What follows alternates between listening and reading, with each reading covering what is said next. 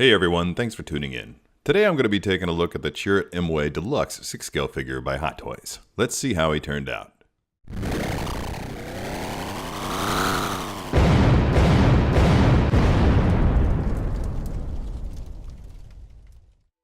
Alright, first up, let's take a look at the packaging. Pretty much standard fare at first glance. We're just looking at the same kind of look that we get with any collectibles company that produces things Star Wars related. I think it's a standard that's been imposed upon them by Lucasfilm.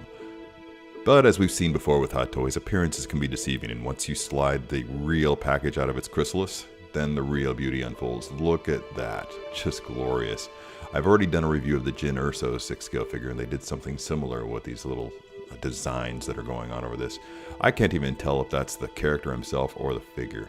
On the side, you'll see we have some writing here in Mandarin, Chinese. I don't even know what to call that, but it's probably Rogue One and the name of the character, Chirrut I.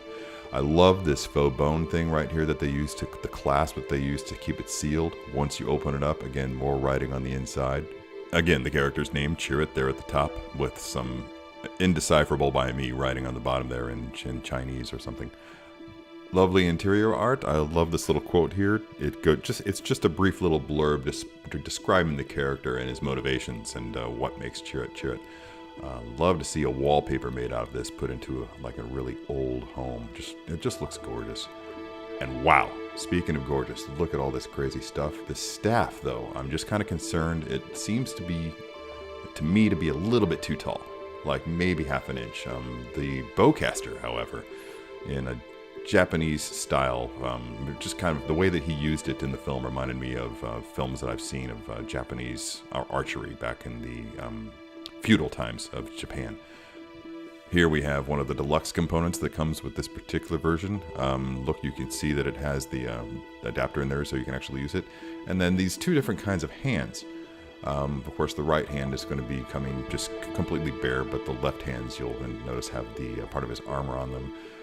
There's a bit of, you can see just a little bit there, the base. I'll show more of that later in the photography, but for now, let's get this thing out of the box and get to posing it.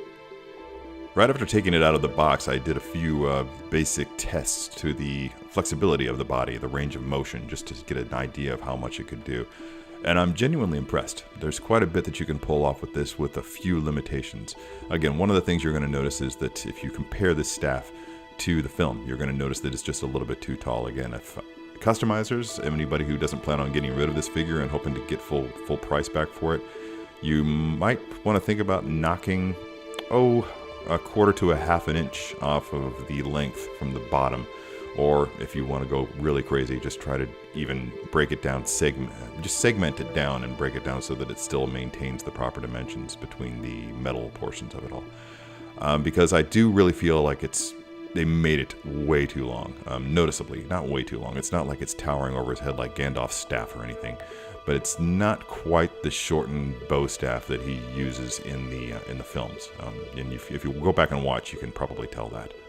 Getting back to the range of motion of the figure, it's pretty extensive for the most part. Again, like I said, one of the limitations you'll run into will be with the feet.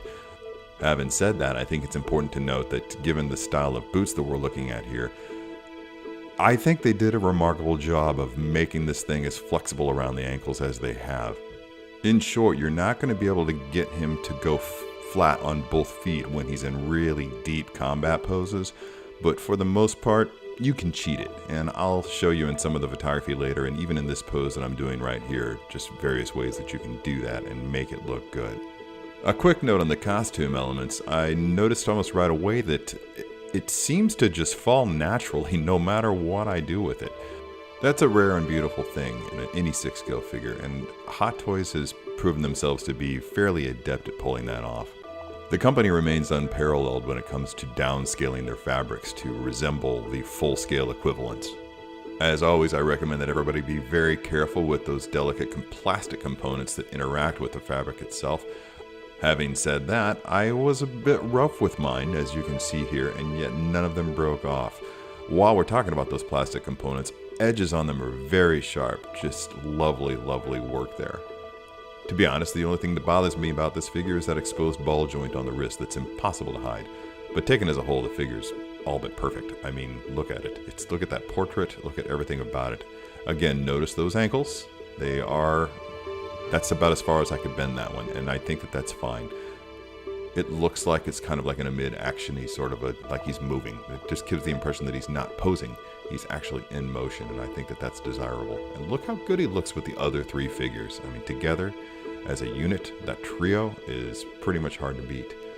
Not my best example of posing right there, but one of the things that I try to do throughout this posing session is to, usually when I'm posing figures, I use the character's line of sight to create a line that draws you into the image. But since Chirrut uses his ears as his sight, uses his sense of hearing and his sense of touch and everything else, all of his other available senses, I'm trying to utilize that to try to break the rule of using sight and as another line into the image.